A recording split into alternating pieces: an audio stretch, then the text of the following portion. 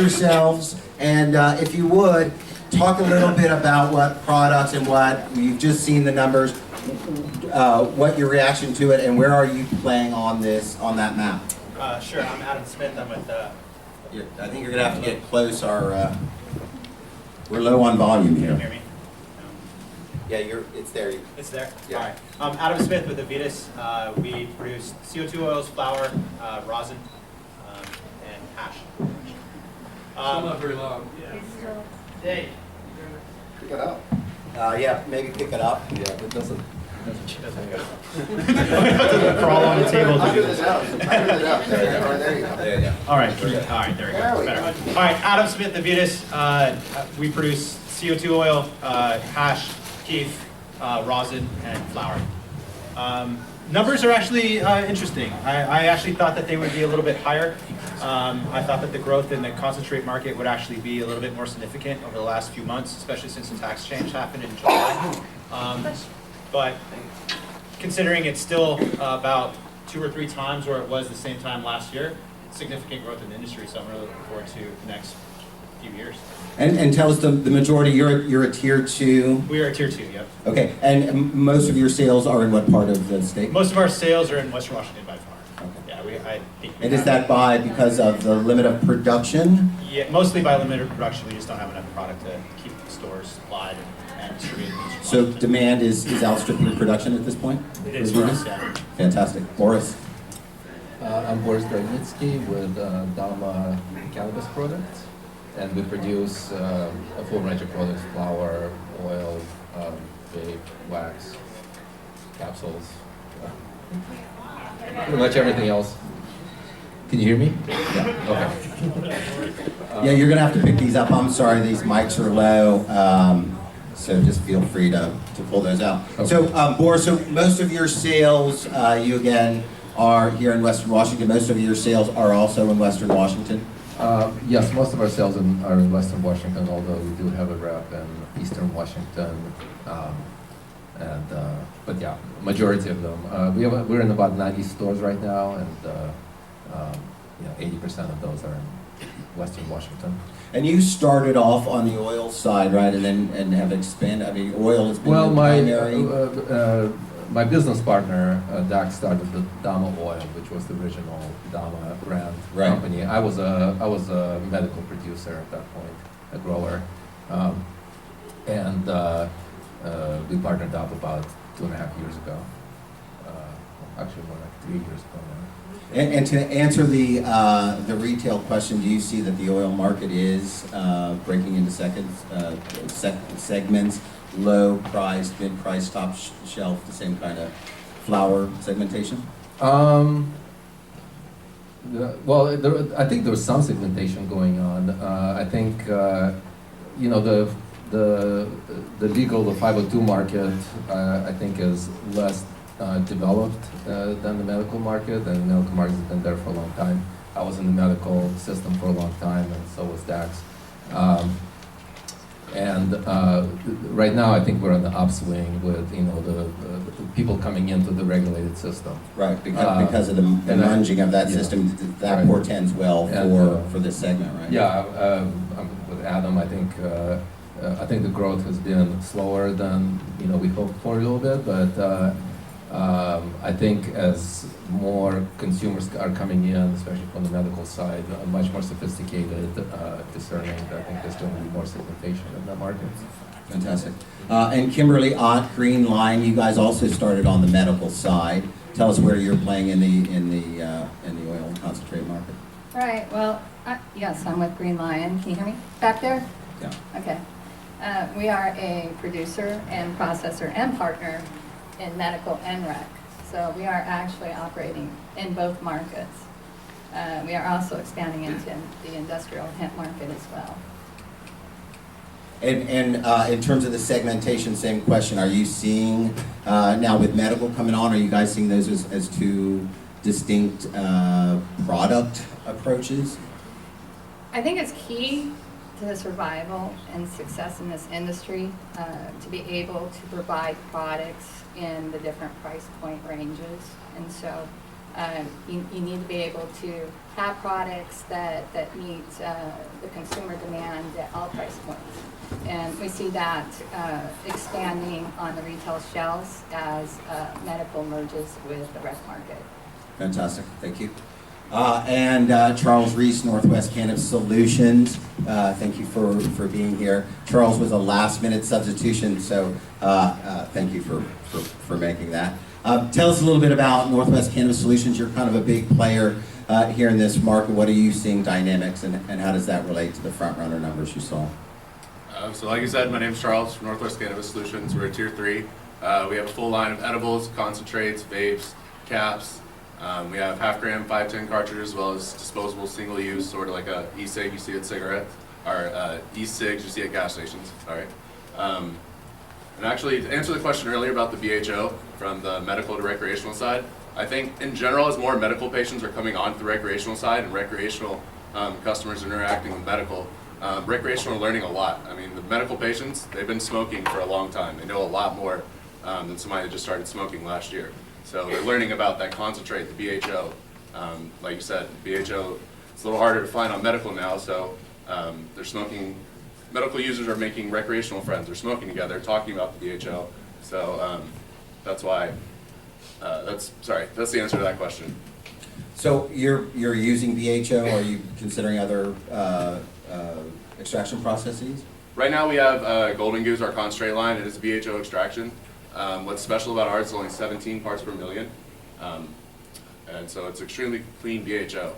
Like Colorado standard, I believe is, oh sorry, can you guys hear me in the back?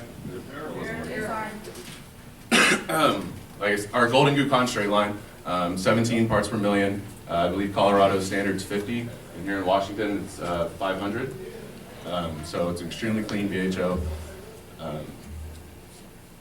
And are you concerned about all the conversations? Obviously, today we're going to talk a lot about standards. There's a lot of concern in the marketplace about BHO in particular. There's obviously that's on both sides.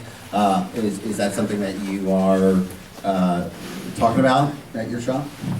I mean, the two major concerns with BHO are just the safety, which I mean the state's taken away by doing a licensing process. I mean, you have to go through a full inspection in order to get the BHO license in order to sell it.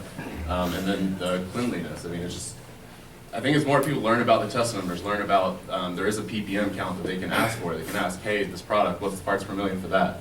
I think that's going to play a huge role. Okay. Kimberly, you want to take the question about, tell us how you're processing your oils and concentrates, and lots of options on the market. We have really focused on meeting the needs of patients as medical merges with the recreational market. Our strategy, as I first said, we're a producer, processor, and partner. Emphasis on partner. Our strategy has been to bring in partners from medical that have products that we want to ensure patients have access to. Premium products. We also recognize the market needs in the recreational market, and so we try to really meet the needs of both markets. So in our lab, we have different extraction technologies, we have different equipment, and we brought in partners who have specific knowledge and expertise so that we can provide the best products using best practices that consumers trust. Do you use BHO? We have brought in equipment, and we will be producing BHO products. We recognize there is a demand for it in the recreational market. We want to ensure that we're processing a product that is as safe and pure as possible for the end consumer. We have the ability to do that. It's a market that has a need. We have the ability to produce the best products, and so that's what we're doing. Boris, same question. Dama, as I said, was started by my business partner, Dax, as an ethanol extracted product, and it's still our bread and butter is the ethanol extraction He started out because it was safe. Again, at that time, VHO technology was kind of in the cannabis was in its infancy. I think these days, the attacks on VHO are basically scaremongering.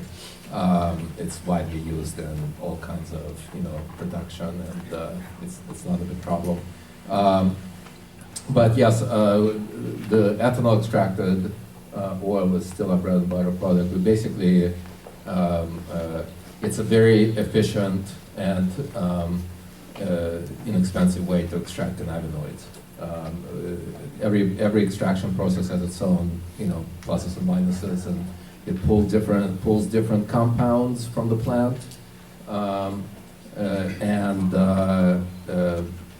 but I think a large amount of the market is looking simply for cannabinoids, not for terpenes. For potency, you're talking. Yeah, for potency, for edibles. A big chunk of our business is to other processes, bulk oil sale to other processors. And will that change as the rec and medical markets munge together? Do you think that? Yeah, I think that, as everybody here said, medical market is much more sophisticated right now, and as they merge the demand for dabbable, high-end dabbable products, I think another thing that's holding back the industry is the fact that for things like vapes, there's a huge, everybody knows because of this market, there's a huge issue with cartridges. Right. And I think it's kind of ironic. And you mean in terms of leakage? In terms of leaking, in terms of difficulty of returning them, so people, customer spends $60 on the cartridge and then it breaks down and they can't return it, for example. Right. It turns people off. And I think it's ironic that I would like to see the industry move into, just like the nicotine vape products, into a refillable, because we're delivering an extremely high-end, expensive product in the cheapest possible delivery mechanism. That's right. It's That's kind of imported ridiculous. from China. Yeah. Nice. Adam, same question. Tell me about what. Sure. So we only do CO2 oil extraction and rosin pressing. So really, and the way we look at the market really is kind of, with our products, what we're trying to do is actually entice new entrants into the market. We're trying to create a new market for consumers to come in. We found that a lot of people that buy our cartridges or buy our oil are first-time users. Right. They're soccer moms, or I know that's a massive stereotype, but people who don't want the problem of packing Smoking. a pipe or rolling a joint Smoking. or smoking. They just want to take a vape and put it away. Right. It's So, just stinking. and I'll start with you, and we'll go back down the other way. So, one of the challenges, Brian started off with, well, let's look at these numbers. They're small but growing. But one of the challenges is that this is a very broad marketplace, right? And so when you talk about non-flower, when you talk about oil, that oil can be consumed as a concentrate. It can be consumed, in a vape pen, as a dab.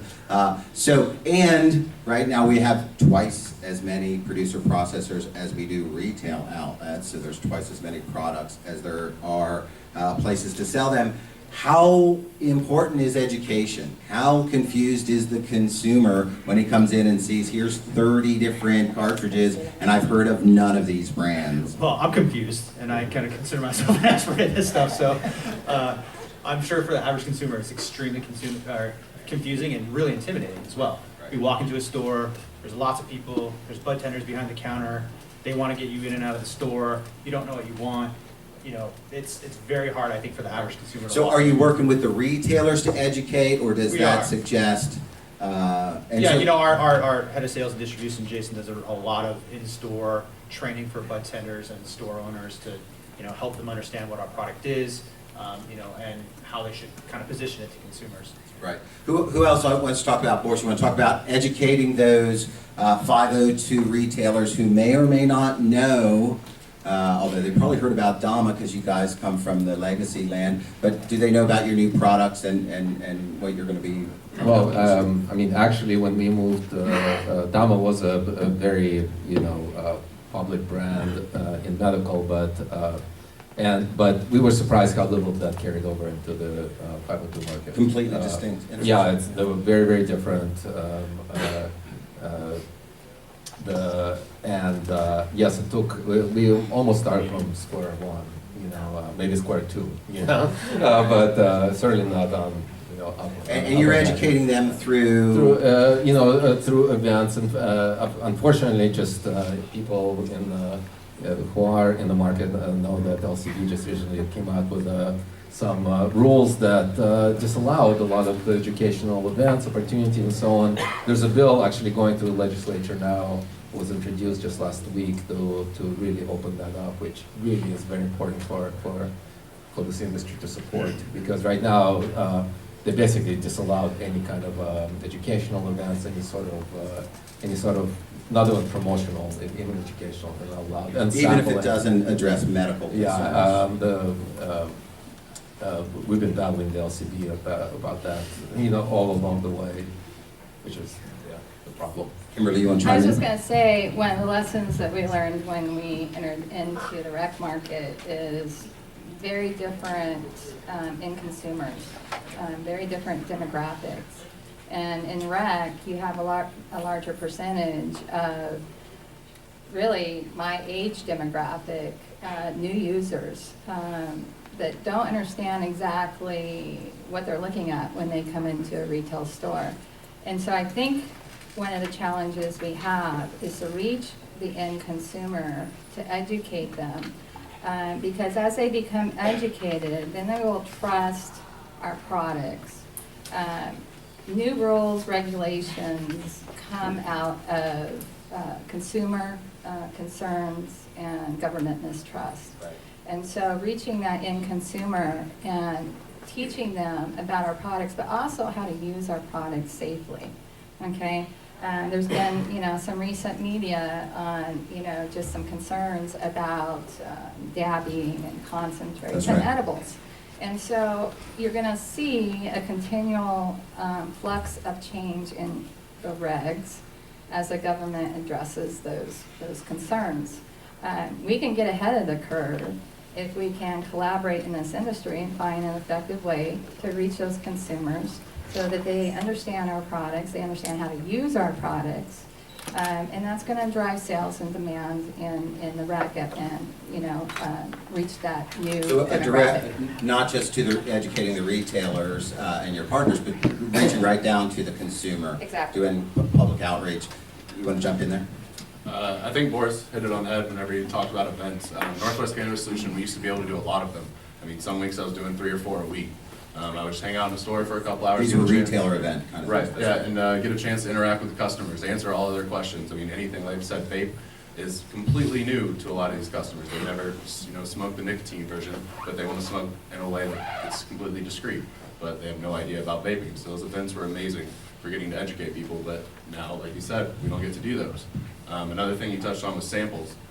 We can't even get bud tender samples, so a bud tender is going to have a hard time explaining a product to someone they've never smoked. I mean, if neither person's ever smoked this product, it's going to be a little hard for them to explain it. And disproportionately, that is the process. You walk in as a consumer, there's 34 choices, and you ask the bud tender, and he says, I like this, that, or the other, and that's your choice, right?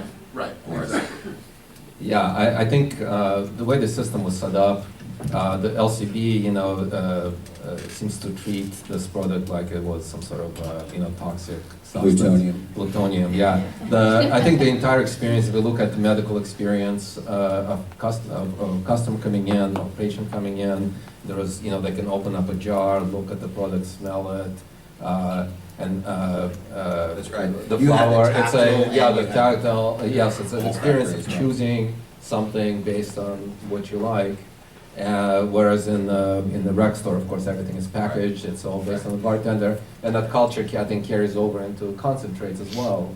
So that it's more about, coming in and picking up a package, so. Right. Well, and in my mind, it also leads into, I want to take some questions, I see some hands, but it also leads into the importance of branding, right? So when a customer comes in and he recognizes, all of you guys have big, fairly well-known brands in this nascent industry, and so they see that is it's a confirmation that it's being produced correctly. I want to take, you had a question. Yes, we're from Oregon, and considering this as a process to get into there, and what I'm hearing sounds a little conflicting reports where you're saying you have slow growth, but yet you have high demand. And so I guess I'm trying to balance what you're actually saying. It sounds like a good process to get into, but part of what I'm wondering is, what would be the limiting factors I'd be looking at in this business? Am I going to have a hard time getting the raw product to produce things? And am I going to have a hard time actually getting this into stores and get them to sell it? Because it sounds like there might be a lot of products that I'm competing with. Yeah, I mean, so Oregon's completely different than Washington from a recreational perspective. I mean, up here, when we're limited by our ability to produce simply by the square footage that we have. We have a tiny tier 2 and a small production facility. That's pretty much our limitation as far as producing goes. But yeah, in Oregon, we're looking at Oregon as well, and Oregon's a completely different situation. You know, with the established medical market, vertical integration, long-time distribution channels already established between the growers and the retailers and the oil producers down there as well. It's gonna be tough, from my perspective. Yeah, I agree. I mean, Oregon was always an exporter, and Washington was always importer. So, I mean, that just tells you right there, you know, what the market's going to look like down there versus here. So let's open it up for questions. If you have a question, raise your hand, and I will come around. Hello. Introduce who you are. My name is Aaron Ball. I'm the manager of a 502 store in Whatcom County. One of the things that I found interesting, and I'm glad you guys are all here, is even with the failure rates that we know with cartridges, I see continual return customers that they're just hoping, trying. Yeah. What I'm curious about moving forward is that if there's a potential of a cooperation amongst all of the oil barons, as they are, to standardize viscosities and to allow battery producers like Kanger and others such to create coils and atomizers that can be used universally, rather than ending up where the consumer has a quiver of batteries and a quiver of, you know, I mean, like an Archer, picking batteries for cartridges and all that. Is that a potential of cooperation to standardize viscosity? Bring back the fanny pack. Well, I think it's not a bad idea, but the reality is that there are a number of cartridges out there right now. I mean, not cartridges, but, you know, vape rigs that work perfectly well with cannabis oil. It wasn't there in the beginning, and that's why people came out with these cartridges. So it's a historical accident that the cartridges dominate the business. I would say that we as a company actually have almost discontinued producing cartridges because of this reason, and we're looking to come out. I think it's not a bad idea to cooperate and kind of move the industry in that direction, because, as I said, it's kind of ridiculous to package that, put that high-end boutique, excellent product into these, you know, basically crappy things. Cheap vessels. Yeah. So I'm hearing two things. I'm hearing one is product education and innovation, and then two is quality control. Yeah, and on the cartridges themselves, it's not a viscosity issue necessarily that causes the issue. It's really a manufacturing issue with quality controls in the manufacturing process for those cartridges. And it is something that I would love to partner up with people on, because it's not a competitive advantage for anybody to have a better cartridge. And the failure of anybody's cartridge hurts the overall market because people don't want to buy them. So regardless of who buys them. So I think it's a great thing for us to Yeah, I work think it's a on. great idea. And to Boris's point, I think that refilling, refillable atomizers or cartomizers are the way to go in the long run. We're trying to educate people to get them there, because it's just a much better user experience for everything. Okay, we have a question over here. Okay, so I've got experience in the electronic cigarette market. I've been running an electronic cigarette business for a number of years, retail, mostly online. But so all of these questions about cartridges, one of the big issues with cartridges, I'm fairly confident, is that most of the cartridges you guys are releasing they're inexpensive for a couple of reasons. And they tend to have a very low resistance on the atomizer coil. That atomizer coil with that low resistance is going to burn out really quickly as soon as someone takes one of those things and hooks it up to a cigarette, to an e-cig that's meant to push a much higher resistance or a dual coil cartridge. So that comes back to the manufacturer. Right. So that comes back to the manufacturer. These guys in China, they don't have access to the material to test the product, right? You know, over there, I go to China a couple of times a year to test the product myself. Yeah. Oh, yeah. Yeah, I mean, we work directly with our manufacturer in She Shenzhen. said she goes to China a couple times a year to test the equipment, but in this system, it's impossible to test it here, right? Is that essentially it? Yeah, Who wants to take so to get around that, I mean, we take viscometer readers and actually test the viscosity of our product, and we actually have a person who we work with in Shenzhen who works directly with the manufacturer of the cartridges. We don't buy them through middlemen. We've just had a lot of problems with that issue. I mean, we've gone through every single supplier of these things, so. Yeah. We have like 8, I think. But was your point that there are better cartridges on the market and that we are opting for the cheap ones? From my experience about cartridges and also in the e-cigarette market, because within the last 2 years, that there's always official manufacturer who's making the good quality stuff, and then there's knockoff. And the problem is, original manufacturer doesn't really manufacture all the parts by themselves. They buy parts from different producers and put it together. So it's sometimes you can find good knockoffs. They also get good parts from the original factory. But sometimes there's also the really bad knockoffs. So you really are going to. Unless you're purchasing directly from the correct manufacturer, you don't have a guarantee of the quality of the product.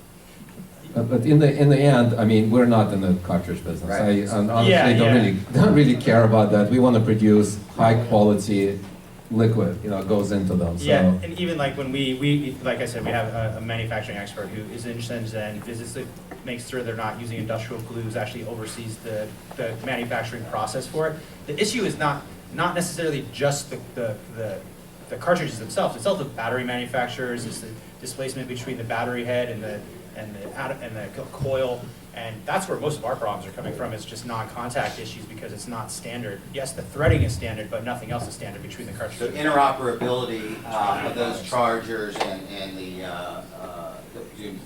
And another aspect about using hard, more expensive, better quality stuff that people pay 37% on the whole thing. So really, what in my opinion, that they should just get their rig and get the expensive fluid, pay 37% on that and not on the electronic components. Really, question for Adam. Greg Grimes, tier 3 producer processor, just got licensed 2 weeks ago. Congratulations. Rosin. We're interested in rosin, and I've heard very few people. Why don't you define rosin for us and tell us, is that a commercial opportunity for us in this legal system? Yeah, I mean, it's solventless, extracted terpenes and CBD cannabinoids, basically through heat and pressure. So, Heat pressure like a press, right? press, yeah. Right. And anybody doing rosin up on this panel? We're experimenting. Kimberly is. Yes, Boris is. we just started, we just brought that in-house. I'm smiling when you mentioned the rosin technology. I use a flat iron on my hair, and I have my flat iron with me sometimes. And every time people see my flat iron, they think it's a rosin tool. Yeah, that's right. What are you doing there? No, a little dabble, do ya? But I need to check my flat iron before I use my hair and make sure it hasn't. So kind of to wrap it up on the technology there. Again, this is kind of a common theme that I think we're going to see on each of these panels, is that we have standards to arrive at, right? Because you have really two customers. You've got your business partners, your investors, right? And you've got to make sure that you're paying attention to the bottom line. You have the state, who is your partner, so you have to make sure that you're compliant. But ultimately, you've got as your customer base this end user. And I'm here to tell you that the end user is confused. He doesn't know what's in the stores. You've heard, and I spend my life going into 502 stores. I swear it's for business. And what I find is that I get a different story every time I ask the bud tender to walk me through the oil, to walk me through the concentrates, to describe the difference and why one is $32 and one's $72. And it's really interesting because you don't get a consistent answer, right? So that's something that I think from a segment point of view, and then the other thing is with medical, I think some of the challenges you were talking about with the coils or the contaminants obviously are going to be very, very challenging as medical patients come on and they start having concerns about the reliability and quality assurance. You want to talk to that? Anyone want to talk I will, yeah. Leaking cartridges, that's a systemic problem in the industry. And we have several systemic problems. And it's good that we're here today talking about standards and best practices. This is one of those areas where we can collaborate and set the standards, the expectations of who we're going to do business with, who our manufacturers are going to be, letting them know what our expectations and standards are, and again, getting in front of the conversation. Nobody's going to fix this problem except us in this industry. We need to tell our vendors, what we need, and get a standard in place. As long as we continue to have systemic problems, there's going to be the government there trying to figure out a way to regulate it. And so how do we get those standards? I'm going to ask every panel this. Right? So rather than wait for the state or ultimately the federal government to impose externally industry standards, how do we proactively agree, just like you agreed, hey, we got to solve this cartridge thing? That's not a unique selling proposition. One cartridge should not be superior to the other. Consumer doesn't want to pay a premium for that. How do we get that kind of basic blocking and tackling cooperation? Yeah, I mean, it's through organizations like MJBA and those associations where we get together and start putting the framework in place to have the conversations and figure out how we're going to, put the gears in motion to make that happen, I guess. Some of the issues, I think, are self-made. Entrepreneurs are crafty and they like to come up with new terms to make their products seem more superior than others. But some of them are just meaningless and they're constantly being thrown around, and every time I see a new one, I'm kind of like, that's really weird. Yeah. Something that. To second that, organizations, JBA, organizations like, I was a board member of CCSE, now it's a part of the Cannabis Alliance. There's WACA, they're doing lobbying, they're working closely with regulators. And that bill that I was talking about events and sampling is introduced by WACA. The Cannabis Alliance is working also closely. So we definitely have to get ahead of the regulators. If we let them, they basically will put a stranglehold on the industry. Just let them have their own way. Right. Okay. Last word before we take a quick break and bring on Jeremy Moberg. Any other last questions for our oil barons? Pat. This is a question I didn't really want to bring up, but what kind of liability insurance do you guys have for your products? Perfect. All of it. It's a great question. As much as possible. That's what I would recommend. Repeat the question? So the question was, how much product liability insurance do y'all have on your oil business? Yeah, I think from a product liability perspective, I think we have $5.5 million or something like that, product liability insurance. That's whatever, I think. It's based, how they do it, depending on who your provider is a sliding scale of revenue. So how much you're going to be able to have to, based on a risk profile and how much you're making a year. Is that something that you guys might want to standardize too before they standardize it for you? Question was, should we standardize insurance coverage? Unfortunately, there's not a lot of choice right now. Exactly. So it's not a competitive marketplace to be insuring cannabis. Yeah. So. For those of you who don't know, Lloyd's of London, which had 70% of the insurance market for cannabis, just pulled out. And so you've got, actually what we were hearing from Norm Ives at OSEG this week is that it's actually getting more competitive. There are a couple players trying to take advantage of that dominance. But if you haven't got product liability on your business, you should definitely pursue that. Dave, I have something to add to that. Our first insurance carrier was a shark. We paid extremely high premiums because we were new in the industry and didn't really know better. Shop around. There are some good insurance companies out there. We do have one. If you're having trouble, you can reach out to us and we can give you a referral. But take a hard look at who's out there, what they're offering, and what their costs are. Fantastic. I want to thank the panel. I also want to say Robotanical is in the back. They do cartridge filling, and they may have some discussion, want to add some discussion about that cartridge thing. So go talk to them too. Thank you. Cheers to our panel.